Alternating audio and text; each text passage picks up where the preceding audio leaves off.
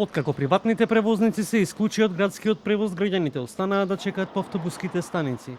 Се жалат дека приватните автобуси ги нема, но дека ги разбираат и превозниците, бидејќи секој работи за плата. Нема. Тешко. Каме. Со сати се чека. И тоа е. Нема друго чаре. Никој не мисли за народ, никој. Никој, што ќе се мачиме, ние ќе си чекаме, тоа.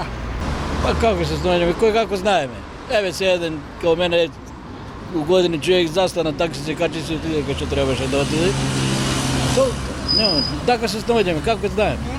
Ќе се јавиме на децата ако се дома да не земат или на ваква брукина, што е тоа, друго.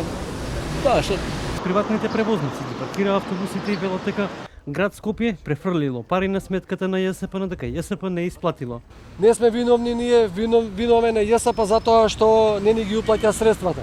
Имаме информација дека градот Скопје има уплатено 40 милиона денари за нас, за приватните превозници минатата недела, меѓутоа ЈСП се уште не ни ги уплаќа средствата.